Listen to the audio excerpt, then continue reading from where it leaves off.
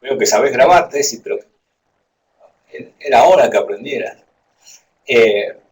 Bueno, buenas noches a todos. Esto que iniciamos una especie de diálogo sobre distintos temas. Hoy queremos hablar sobre el tipo de cambio. Hola, Luque. Bueno, en el caso, para los que no están en Argentina, por ahí sabrán que acá hay algo que se llama un cepo, que significa básicamente que no se puede comprar dólares salvo a los que el gobierno dice y al precio que el gobierno dice. Esto ocasionó varios problemas y ahora el problema es que para el próximo gobierno, que seguramente será distinto,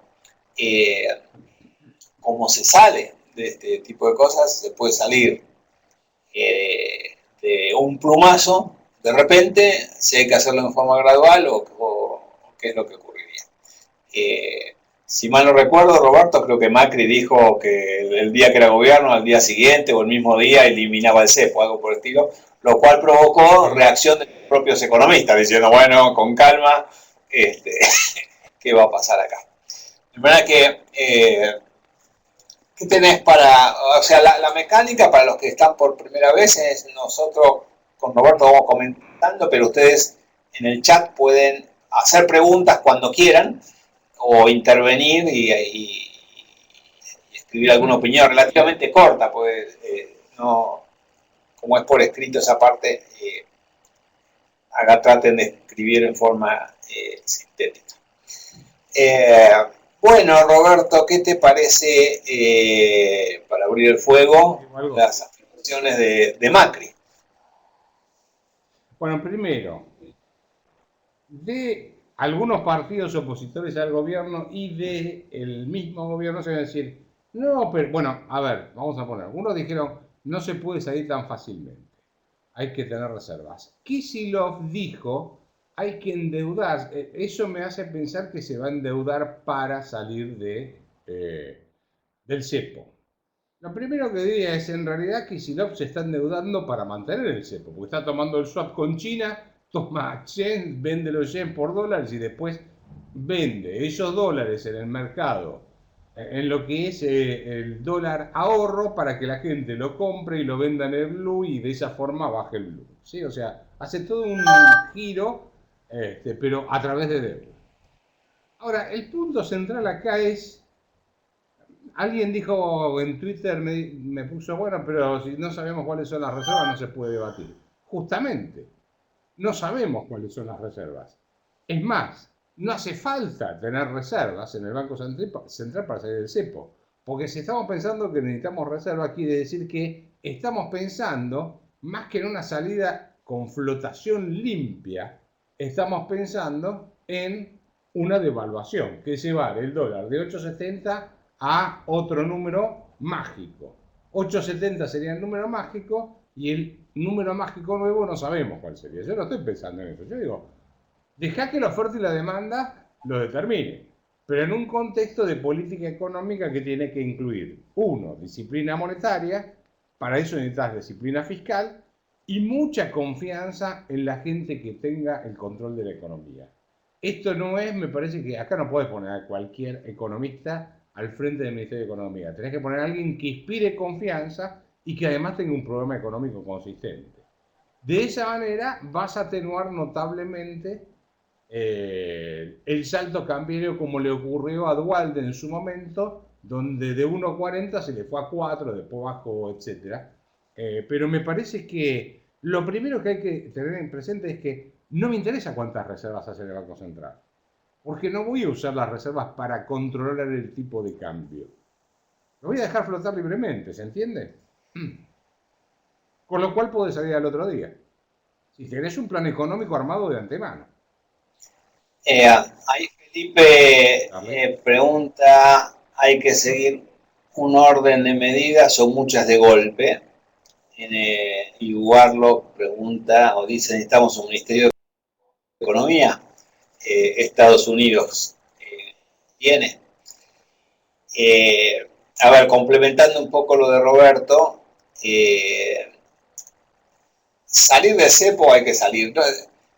salir lento o rápido salir lento es como pedirle a alguien que le saquen una muela sin anestesia y de a poco.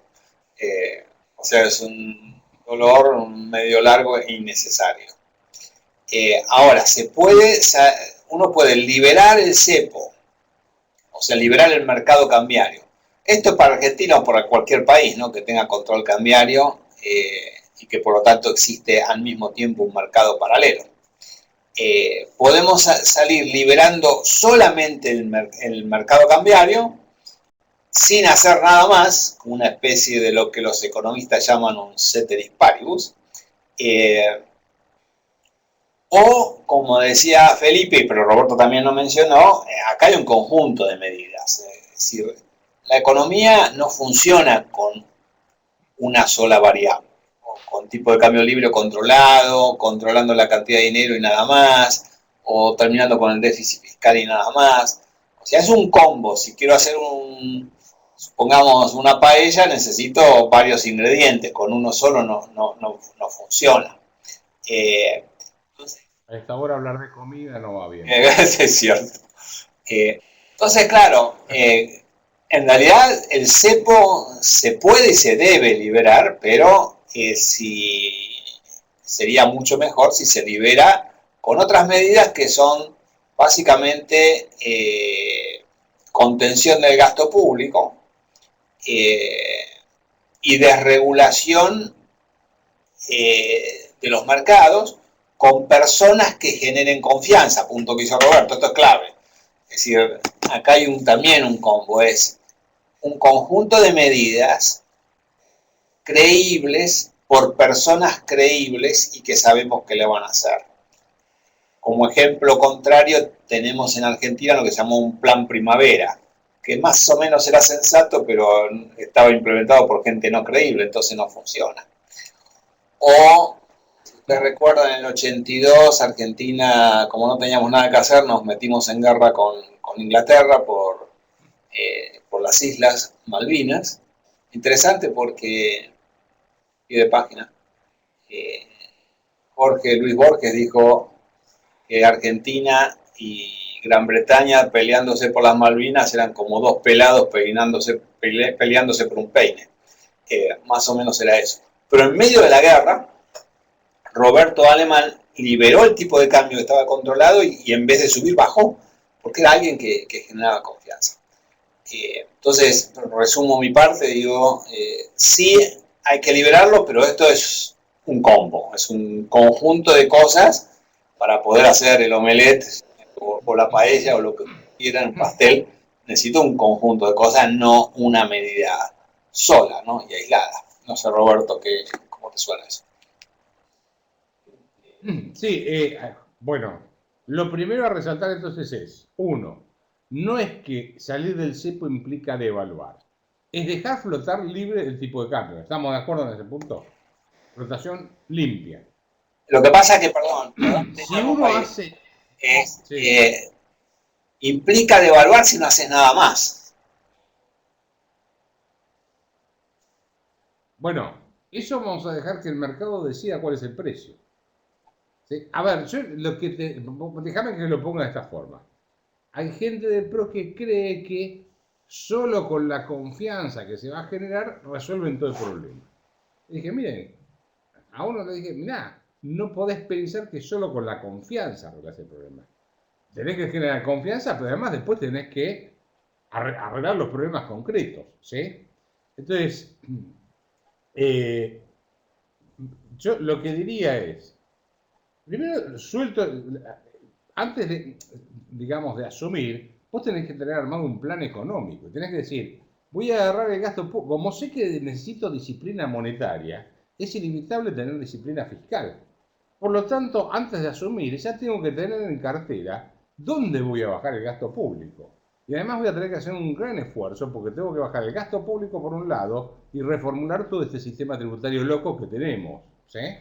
Entonces, hay que hacer las dos cosas al mismo tiempo. Más alguien que genere confianza, que sin ninguna duda, confianza necesitas, pero las medidas también hay que tomarlas. No es con confianza solamente que se resuelven los problemas. La confianza lo que pasa es que te da más tiempo, te da más plazo para poder adoptar las medidas, para ir haciendo todo lo que es la reforma del sistema impositivo y la reforma del sistema tributario. Después de regular la economía es casi de un día para otro también. Acá el próximo gobierno, más que hacer leyes, tiene que derogar leyes. ¿Sí? Entonces, a ver, para salir de precios cuidados no tenés que hacer muchas cosas. Soltaste, lo anulaste y se acabó.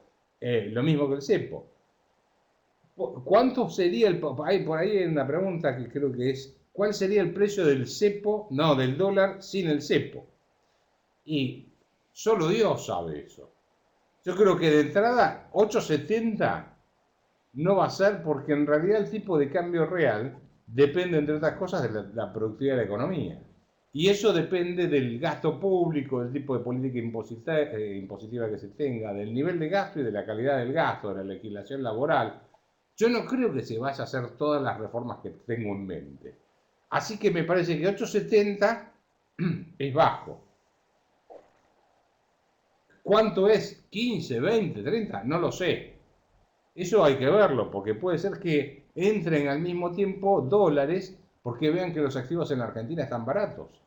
Entonces, lo que uno piensa que se puede ir a 20 pesos el dólar, en un contexto de confianza no se va a 20, se va de 8,70 a, no sé, a 12. Tiende a igualar el tipo de cambio blue o marginal. ¿Qué es la historia? Yo estuve revisando qué había pasado en las series históricas y en general el oficial tiende a igualarse con el marginal. ¿Charlie?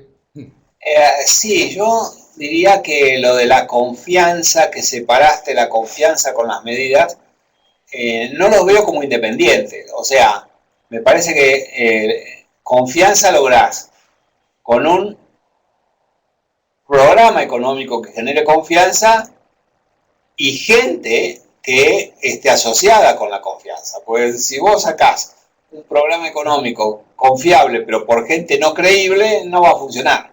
O si tenés gente creíble con un programa económico que no funciona, tampoco va a funcionar, y creo que podemos ir a algunos ejemplos atrás de cómo de repente tenés casos de programas que tal vez podrían haber funcionado, pero la gente no era creíble y viceversa.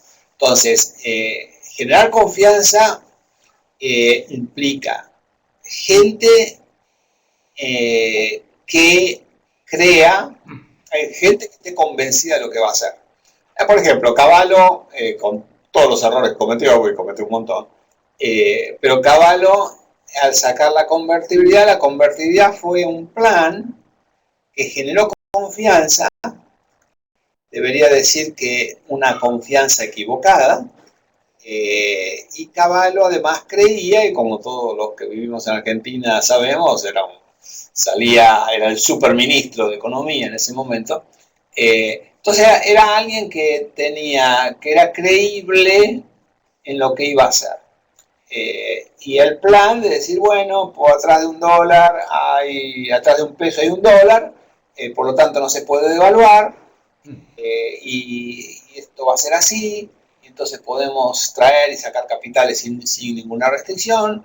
La persona, el ministro de Economía, Cavallo, era creíble, y de repente tenés ese efecto, ¿no? Que tenés un plan que fue creíble por una persona creíble, pero también entra el otro factor. Si la gente y los mercados, y si querés los empresarios, están creciendo bien o están creciendo mal. O sea, porque vos digamos, para poder decir esto funciona, no basta con decir tengo convertibilidad. Es convertibilidad más equilibrio fiscal más mercados desregulados. Y obviamente en el plan de convertibilidad lo que falló fue el segundo, el que el equilibrio fiscal no estaba por ninguna parte.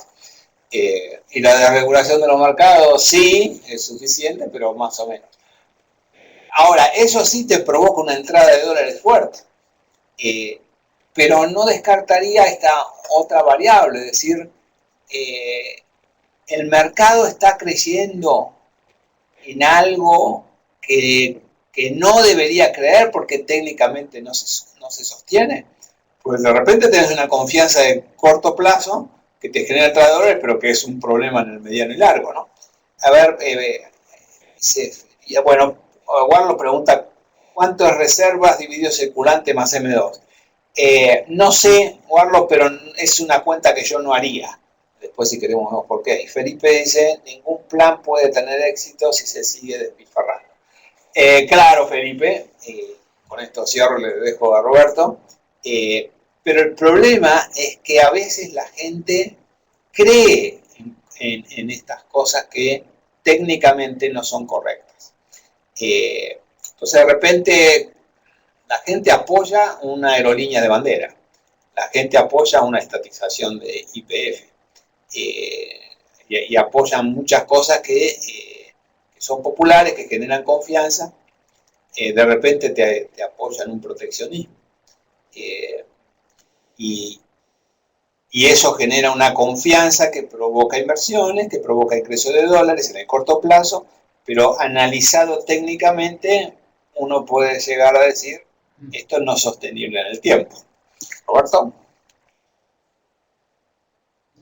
Sí, a ver, bueno, lo de acá el tema clave es la confianza, como decía antes, junto con el plan consistente, ¿sí? Y para eso se necesita además un respaldo político que le dé consistencia al ministro de Economía, porque si un ministro de Economía no tiene un respaldo político importante, estamos fritos también, ¿no? Entonces, eso, digamos, este es un problema económico, político, institucional. El primer dato es, sabemos que con el cepo no llegamos a ninguna parte, o sea, es condición necesaria pero no suficiente para poner en funcionamiento la economía. Mientras esté el cepo, nadie va a ingresar $1 a la Argentina porque no sabe si puede sacarlo en forma de capital o las utilidades que tenga o lo que sea. Punto número uno. De manera que no puedo pensar que un tipo que me genere confianza me va a hacer ingresar capitales si sigo manteniendo el cepo. Ese hombre me genera confianza, pero el cepo lo tengo que sacar por definición, porque no me van a entrar dólares. Entonces, los dólares entran por dos lados, básicamente. Por tres. Uno es por las exportaciones, ¿sí? Que hoy es el único flujo de ingresos que tenemos de divisas. El otro, y además viene cayendo porque las exportaciones caen, el otro es por ingreso de capitales, que puede ser porque compran acciones, o sea, acciones o bonos, o porque alguien le pide prestado en el exterior, o porque vienen inversiones extranjeras directas, o de locales, ¿sí? Que están repatriando capitales. Entonces, en lo que estoy pensando yo es que la salida de la Argentina va a ser más por el lado de la inversión y de la exportación que en el consumo. Y para eso se van a necesitar capitales, y para eso se van a necesitar que ingresen dólares. Por lo tanto, tengo que crear todas las condiciones para que tengan una avalancha de dólares. Mi impresión es que si se hacen bien las cosas, el problema va a ser que el dólar va a ser barato en la Argentina, más que caro. No sé si, puede ser que al principio haya un overshooting o una salida, digamos, un salto en el tipo de cambio. Pero no creo que dure mucho si eso va acompañado de un tipo con mucho prestigio y además, o sea, un prestigio de alguien que dice voy a desregular el mercado o voy a tener un gasto, voy a disciplinar el gasto público, la política monetaria, definir una regla monetaria muy clara, etcétera. Todo eso. A la pregunta de M2, ¿cómo era la reserva sobre M2, ¿no es cierto?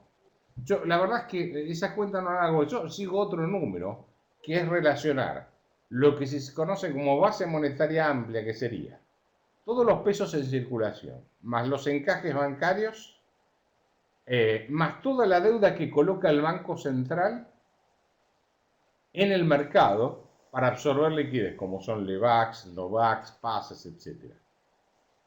El último número que tenía, que hice hace 20 días atrás, me da que, porque en realidad el Banco Central tiene reservas que tiene que respaldar esos pasivos, nada más, ¿no es cierto?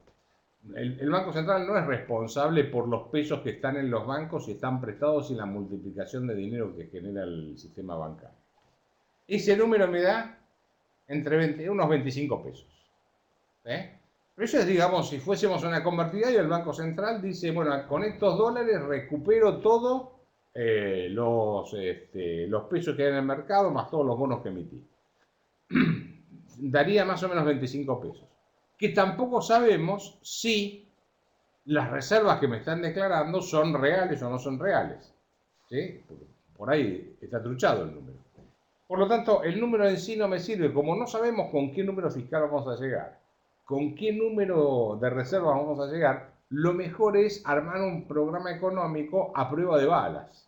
Y esto significa justamente pensar en una libre flotación y que el tipo de cambio siga al nivel que tenga que llegar más que en una devaluación, que es una cosa totalmente distinta, ¿no?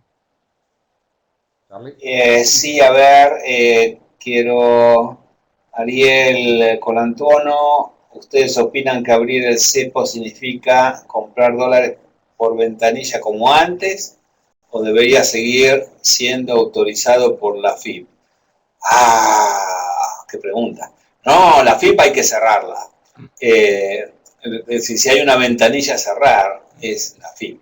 Pero tal vez en alguna de las futuras reuniones podemos hablar de reforma del sistema impositivo que genere confianza. Pero no, es decir, eso de usar al gobierno para perseguir gente que opina distinto, que es enemigo político, etcétera, es decir, no genera para nada la confianza de la cual estamos hablando. Es decir, la gente se tiene que sentir no vigilada para invertir correctamente. El Estado tiene que cumplir su función de perseguir a ladrones, violadores, etcétera, eficientemente, que por empezar gasten la plata bien, como deben ser. Entonces uno necesita estar financiando el déficit de aerolíneas, de YPF, de fútbol para todos. Es mejor que le paguen bien a la policía, que los entrenen bien, física y psíquicamente, que tengan buena tecnología, etcétera, y que persigan bien a la delincuencia y a lo que corresponde. Pero la gente tiene que poder comprar y vender lo que quiere sin estar vigilado absolutamente por nadie. Obviamente siempre y cuando está dentro de la ley, ¿no? Sin violar derechos de nadie. Felipe dice, difícil encontrar con ese capital de confianza, es difícil, pero creo que no es imposible. Uno está descreído de todo. Sí, eso de descreído es cierto, Felipe, pero que de repente los milagros ocurren, no sé cómo, pero pasa. Entonces, sí, la confianza es clave. Yo solamente diría que para los análisis económicos en la toma de decisiones, nuevamente repito, la confianza puede estar justificada o no justificada. Con esto quiero decir, una confianza no justificada es creer en algo que va a funcionar cuando en realidad no va a funcionar. Supongamos, como ejemplo, creer que un control de precios va a solucionar el problema de inflación. De repente la gente cree, y a veces hasta los empresarios, ese tipo de cosas. Entonces se genera en el corto plazo, por error, alguna confianza que da como un veranito, una primavera, un plan primavera así de corto plazo. Que es distinto a decir, estoy creyendo, pero además de creer, estoy creyendo en algo que me va a llevar al puerto que corresponde. Ahí por ahí tengo una diferencia con Roberto, es que el cepo no nos lleva a ninguna parte. Sí, nos ha llevado al desastre. A ninguna parte positiva, tal vez, pero el cepo ha sido un verdadero. Entonces, sí, acá hay una misión complicada, la gente no tiene por qué saber de economía, hay muchos mitos, como por ejemplo que exportar es bueno e importar es malo, que bajar la tasa de interés mediante expansión monetaria es bueno, que emitir dinero estimula la economía, que la protección arancelaria es buena, o sea, mitos en economía hay muchos. Y eso es un problema, porque lamentablemente en economía a diferencia en física tal vez, o en biología, todo el mundo opina, ¿no? Todo el mundo opina qué es lo que hay que hacer, que está bien, que está mal, etc. Entonces en los programas tienen a periodistas que habitualmente no están muy bien formados, opinando, empresarios que defienden sus propios intereses, tienen a sindicalistas, o sea, es una bolsa de opinión y está bien que sea así, pero puede salir para cualquier lado. Finalmente, le respondo a Skoll, creo haber encontrado en el idioma noruego la frase exacta. Fainta verde. Okay. Me parece bueno. Roberto. Sí, a ver, no, por supuesto que el cepo obviamente no conduce a nada, pero el hecho más claro de que no van a entrar capitales con el cepo es el blanqueo. El SEDIN, bendito, ¿cuánto hace que se largó? 2 años creo, no sé si. No trajo más de 250 millones de dólares. ¿Sí? Y me extraña que hayan entrado 250 millones de dólares, no sabes quién los lavó eso. Acá el problema está, no solamente, yo creo que la falta de ingreso de capitales no es solamente por el cepo. O sea, no es que porque pusieron el cepo entonces no entra. Porque durante todo el periodo del kirchnerismo se fueron de la Argentina entre 95 y 100 mil millones de dólares. Tengo el número por ahí guardado, el número exacto, pero digamos 96 mil millones o algo así. Un número por el estilo. Una parte importante se fue, obviamente, antes de poner el cepo, ¿sí? Por lo tanto, el cepo lo que hizo fue frenar manu militari la fuga de capitales. Lo que no permite es el ingreso. Pero antes tampoco ingresaban, se rajaban los capitales. No sé si... Y eso es por falta de confianza en el gobierno. Como no respetan los derechos de propiedad, justamente tuve un debate bastante fuerte durante el fin de Semana Santa con Martín Redrado, porque dijo, bueno, hubo distintos cruces ahí y le dije que, bueno, que en realidad el problema había empezado ya con él cuando estaba en el Banco Central, porque en el 2007 él era presidente del Banco Central. Lo que es la cantidad de pesos en circulación crecía a una tasa del 25-30% anual. Me dice, bueno, pero está la demanda por moneda. Y digo, no, si en ese momento tuvieron, en el 2007 se interviene el INDEC. ¿Para qué? Como había elecciones, había que esconder la inflación. Punto 1.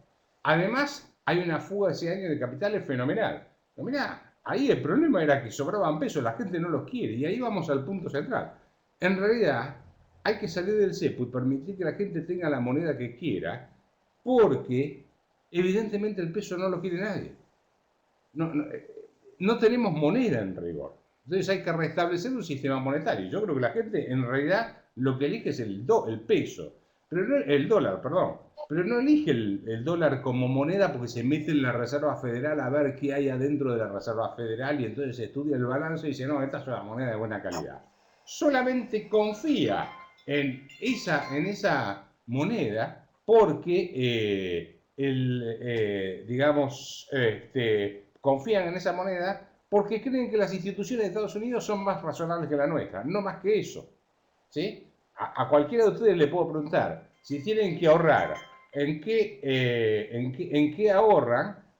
Más de uno va a decir dólares o euros, pero ninguno de ustedes sabe que hay en las reservas que hay como respaldo de cada euro y cada dólar en el Banco Central Europeo y en la Reserva Federal. Confían en esas instituciones. Bueno, nosotros no tenemos instituciones y por lo tanto no tenemos moneda.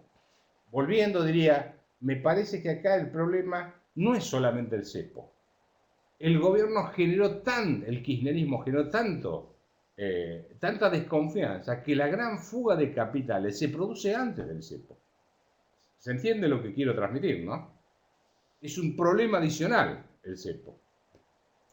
Lo que frena es, digamos, hay que sacar el cepo, pero con el cepo solo no resuelve el problema, porque la gran fuga de capitales la tuve antes, lo cual me está indicando que el problema es falta de confianza en las políticas económicas que está aplicando el gobierno. Y en el respeto por los derechos de propiedad. Charlie. Bueno, efectivamente, a ver, lo que pasa es que el cepo es consecuencia y causa. Totalmente de acuerdo. Es decir, el cepo se pone porque los capitales ya se estaban yendo. Entonces el gobierno reacciona estúpidamente poniendo el cepo, lo cual es más o menos como agregar, como se suele decir, más gasolina al fuego. O si estoy apuntando con el automóvil hacia una pared, acelero. Entonces, el cepo obviamente es la consecuencia de la fuga de capitales anteriores por la desconfianza que genera el gobierno, que la genera con una medida que todavía genera más desconfianza. Los capitales no van, o sea, podemos imaginarnos el país como diciendo hay cierto stock de dólares en el país. Ese stock va a crecer o va a disminuir de acuerdo a la entrada o salida de dólares que haya en el país. Entonces, las medidas que habían tomado antes del cepo, reforzadas por el cepo, lo que hace es frenar la entrada de dólares, ya sea por exportaciones, porque las demoro, como dice AIDEM, la empiezo a demorar y obviamente freno las inversiones. Entonces, el stock no va a crecer tanto porque la entrada de dólares se frena. Y la salida de dólares se puede frenar, a ver, medianamente. ¿Medianamente qué quiere decir? Uno puede decir, bueno, no vendo dólares al que va a importar webcams o el que va a importar iPods o algo por el estilo. Entonces la gente se enojará porque no voy y faltan algunos productos que no van a ser a la vida o muerte de nuestra vida, pero molesta. ¿Sí? Después se pueden poner restricciones a importaciones de bienes de capital durable, es decir, una máquina que dura 5/10 años va a seguir funcionando. Vamos a perder eficiencia, se va a volver un poco obsoleta, menos competitiva, esto no va a ser menos competitivo, pero no paraliza la producción. Ahora, el problema es cuando freno importaciones que me frenan la producción, como materias primas, o artículos de consumo graves como son los medicamentos o cosas por el estilo. Entonces, uno no le pueden poner, no puedo controlar la salida de dólares. Entonces, como la entrada de dólares, nadie entra donde no puede salir, porque ni Kicillof ni Cristina llevan los dólares a países como Cuba, seguramente los tienen como se dice en Suiza, en Liechtenstein o donde sea, donde pueden entrar y salir. Pero en la salida de dólares no se puede frenar. Entonces, por eso cada vez se empeora más la situación. Es como que el stock de dólares va disminuyendo. Apaleado debería estar el gobierno. Apaleado estamos nosotros por la fibra. Suavizado por el hecho de que están vendiendo dólares para ahorro al tipo de cambio oficial para que la gente los venda en el mercado paralelo. Entonces esto frena el paralelo. Obviamente para eso necesita un endeudamiento creciente. Pero el problema es que esto no cambia mientras, para ir a un extremo, yo diría, ideal, ya que terminamos con Semana Santa, transformar al país en un paraíso fiscal. Es decir, realmente los paraísos fiscales se mencionan como cosas malas, ¿no? Son malas palabras. Lo que queremos es que el país sea un paraíso fiscal, que sea una máquina de atraer capitales en forma permanente. Scott dice, el shitterismo llegó a afirmar que el shitterismo, bueno, afirma ya cualquier cosa. Roberto. No, estaba distraído leyendo, sí, las preguntas. Veamos, estamos dando vueltas siempre sobre el mismo punto. En realidad acá creo que alguien lo había puesto antes, la fórmula, espérate que la encuentre en alguna de los comentarios, y era acá está, Felipe Watchlin. Dice, entonces la idea es plan creíble más profesionales confiables, programa tipo, espérate, ¿qué dice ahí? Programa, hola José, ahí está José Venegas. Hay que abrogar el infierno fiscal. Ese tema después lo hablamos, pará. Sí, bueno, la combinación es esa.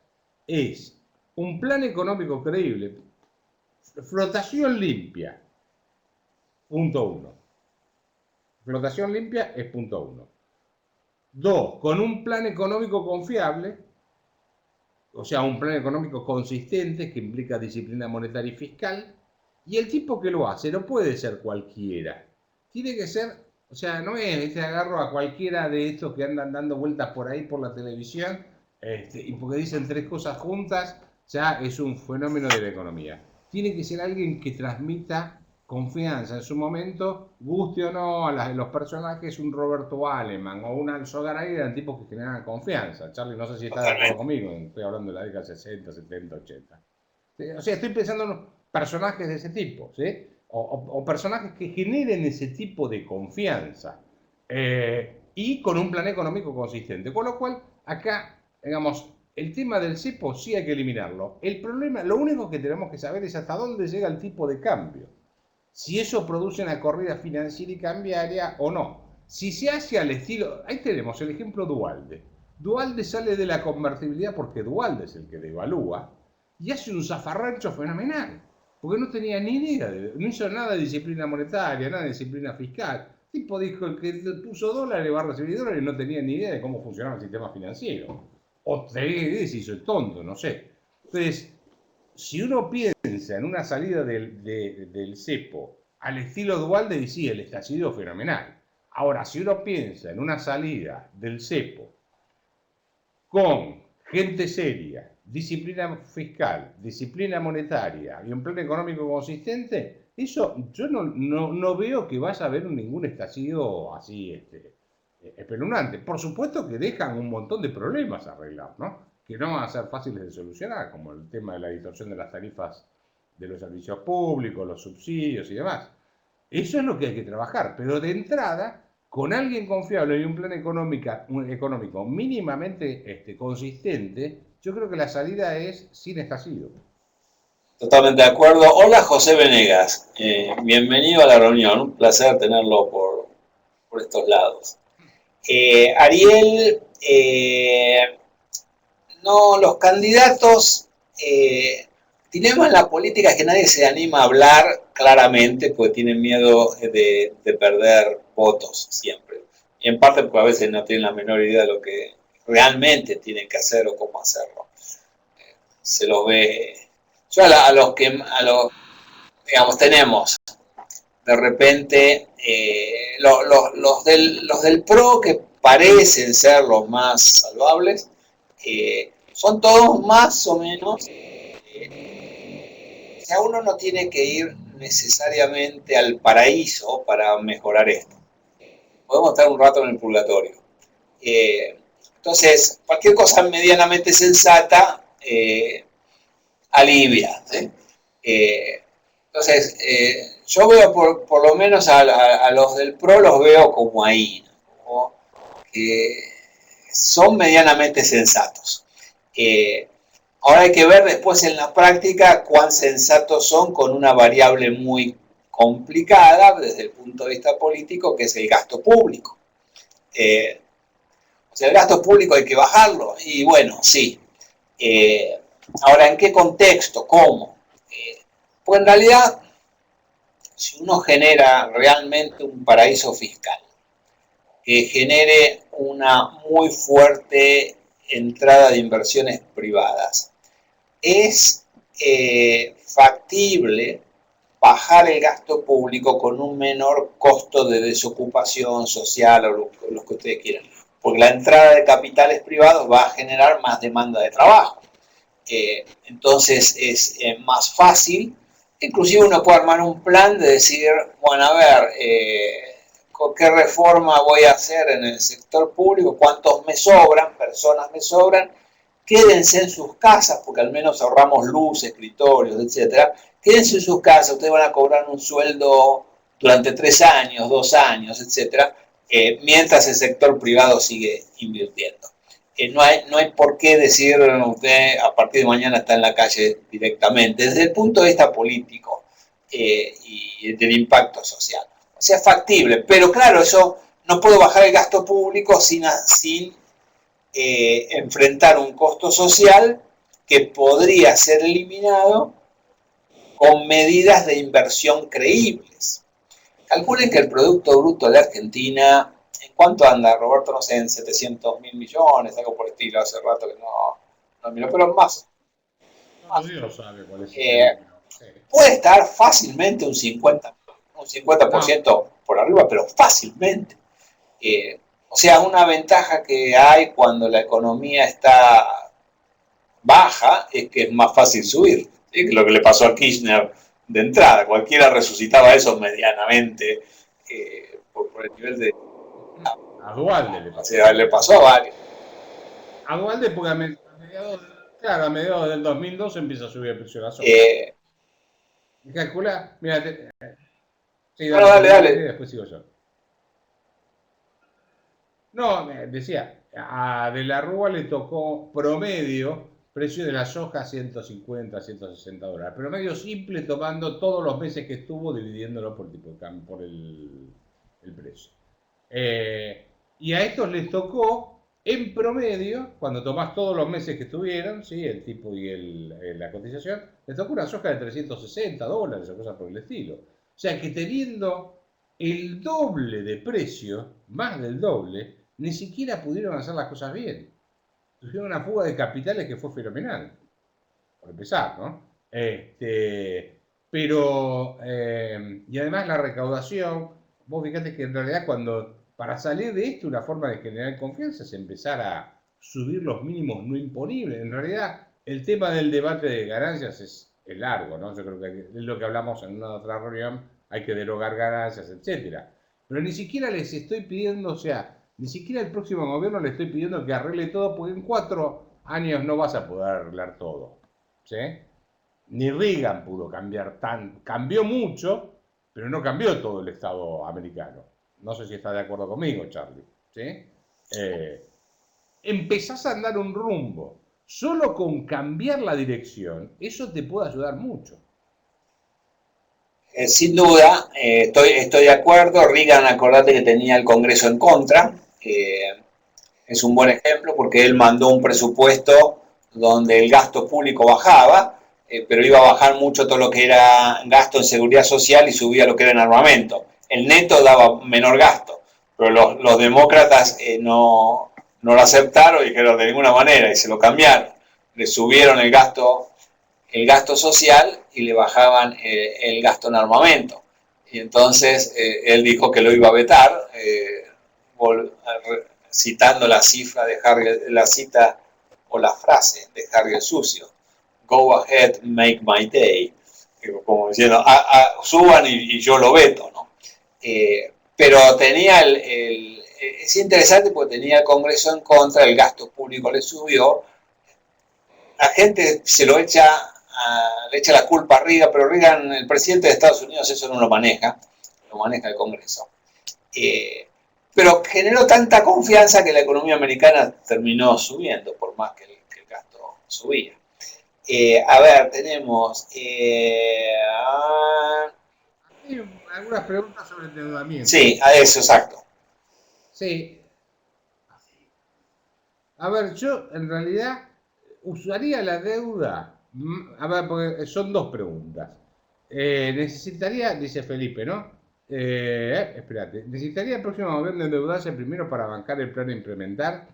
Y José Venegas dice, ¿sería válido endeudarse para hacer el cambio hacia el paraíso fiscal lo más rápido posible posponiendo los despidos?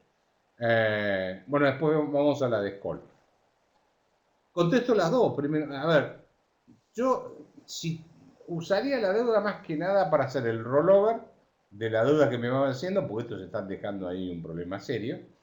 Y uno puede sí financiar transitoriamente, porque hay dos cosas que financiar. Está el problema de las tarifas de los servicios públicos, más todo lo que son planes sociales, más empleados públicos. Son los tres grandes rubros ahí y el sistema previsional. Eh, yo, a ver, podés endeudarte para transitoriamente financiar los planes sociales. La idea que tengo en la cabeza es esta. Bueno, primero que a todos los empleados públicos, a lo de la cámpora, lo dejés. Decís, mañana no entrás. Te hago juicio. Bueno, haces juicio del día que vas a cobrar, lo cobrarás, no sé. Lo rajás directamente, ¿sí? Todos los que metieron de la campo. ¿Qué haces con todos los 18 millones de beneficiarios de planes sociales? Porque es un problema. Entonces, a mí lo que me está circulando por la cabeza es, contestando la pregunta de José, es esto. ¿Viste que a los jubilados les quieren hacer poner el dedo en un escáner para la prueba de supervivencia que tienen que hacer todos los meses para cobrar su sueldo? Entonces, hacer el mismo mecanismo. Decir, bueno, a ver, todos los que tienen planes sociales, vengan y pongan el dedito acá, la huella. ¿Sí? Entonces, cuando aparezcan, bueno, primero te va a aparecer que la mitad son chorros, delincuentes, no sé, te va a aparecer de todo ahí, ¿sí? O sea que más de uno no va a querer poner el dedo porque va a ir en cana, si me descubrieron. Esa es una, ¿sí? Y la otra es que vos al tipo le vas a decir, bueno, ¿cuántos planes sociales tenés? ¿8 planes sociales? No, a vos te corresponden tanto. O la otra es decir, mirá, este plan social, ¿sí? Dura solo hasta el momento en que yo te consigo un trabajo. Como estoy pensando en que vas a necesitar muchas inversiones para recomponer todo el sistema energético, las rutas, etc., aparece un puesto de laburo y el tipo dice, mira, en ese campo, en esa fábrica, en ese lugar, hay un laburo. No lo querés, bueno, perdés el plan social. ¿Sí? O sea, le das un tiempo de vida y lo vas licuando con el salto inflacionario que obviamente de entrada vas a tener cuando salgas de todo este lío, ¿no? Y podés financiar ese lío con endeudamiento y al mismo tiempo empezar a corregir el sistema tributario, que es una ensalada. No sé si quedó clara más o menos la idea por dónde estoy pensando. Sí, la deuda en estos casos que hace falta una reforma, se las puede asimilar, no me gusta mucho, pero como a una empresa que va a hacer una reingeniería o va a hacer una inversión, necesita financiarse. Acá es como decir, bueno, el Estado va a hacer una reforma que va a provocar un crecimiento económico, el gasto público se va a reasignar eficientemente y a su nivel adecuado, etcétera. Hay muchas cosas que hay que refinanciar, entonces o corto el gasto y entonces tengo un problema social y de reacción, o de repente tomo deuda para financiar el traspaso hasta que el efecto de las inversiones se empiezan a ver, ¿no? Entonces, en ese caso uno puede decir, sí, pero realmente creo que con como decía el Sogaray, un shock de confianza fuerte, no haría falta eso. La entrada de inversiones en Argentina sería muy fuerte y en el corto plazo.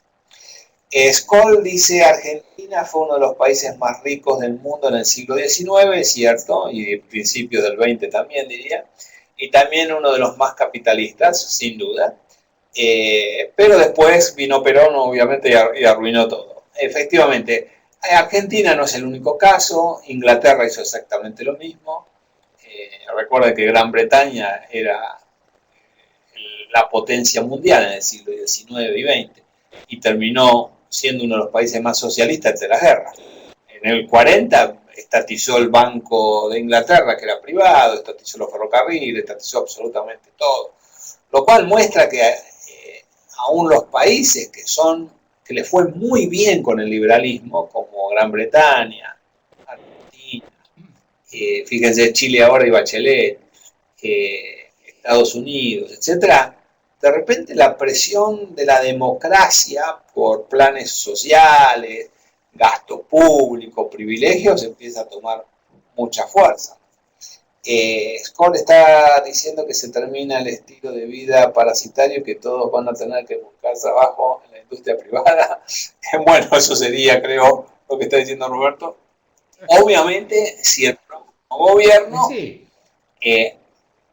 Es lo suficientemente sabio como para generar clima de inversión privada importante y sana, ¿sí? Que es lo que no hizo Menem en gran parte. Roberto, para ir terminando, acotó el tiempo. Sí, no. ¿Cómo? Que es, Me haces olvidar de lo que iba a decir. ¿Eh? Iba a decir algo, estaba pensando en lo que iba a decir y me distrajiste. Que tenía que ver con el tema de si la gente va a cambiar o no esto del estilo de vida. Sí, A ver, lo que yo creo es que me parece, para ir terminando, que no vamos a escuchar en esta campaña política ninguna propuesta muy audaz, porque la gente en realidad quiere gasto público, pero no quiere poner la plata del gasto público. Quiere que otro ponga la plata, ¿sí? Entonces todos dicen, no, tiene que estar la asignación universal por hijo, fantástica. Bueno, vos ponés la guita, no, que la ponga otro que tiene más. Siempre te dicen la misma pavada, ¿sí? Entonces, nadie va a decir eso porque tenés tantos empleados públicos, tantos planes sociales, etcétera, dando vuelta, que yo creo, mi impresión es, ¿no? Que ninguno va a decir, va a mostrar las cartas antes de jugar. Van a hacer lo mismo que hizo Fujimori, lo mismo que hizo Menem. ¿Viste? Cuando llegue el momento, la realidad va a imponer las medidas. Vos fíjate que ninguno se anima a decir, hay que privatizar, qué sé yo, no sé, aerolíneas o lo que sea. Nadie sale a decir nada de eso. Son frases, está todo concentrado en imágenes y ese tipo de cosas. Creo que no vamos a ver ningún debate importante de acá en todo el periodo de las elecciones. Vamos a ver frases de marketing, nada más. Y entiendo que tal vez las reglas de juego sean esas hoy, o sea, que la política hoy no sea educar, sino que sea simplemente conseguir votos. Y bueno, si para conseguir votos tengo que saltar con los globos, salto con los globos, y nada más. Pero después, cuando llegue la hora de la verdad, vamos a tener que hacer las cosas en serio. Creo que tenemos algunas preguntas más. Uy, Yuya Biglione. ¿Se acuerdan de nuestro querido amigo Abel? Hermana de... Hola, Yuya. Me retiro de esta charla que ha sido muy interesante. Agrego, la mayor dificultad es reencontrar la confianza en la gente del nuevo gobierno y las instituciones. Saludos a los dos. ¿Se acuerdan de Abel, no? Gran amigo, Abel Biglione. Bueno, señores, muchas gracias por venir. Nos vemos en 15 días, repetimos, de aquí a 2. Recuerden que va a ser los primeros y terceros lunes de cada mes. Siéntanse libres de invitar amigos, lo que quieran, para que entren a estos diálogos, ¿sí? Gracias a todos, gracias Roberto, gracias Tessy, y entonces nos vemos en 15 días. Cerramos el aula.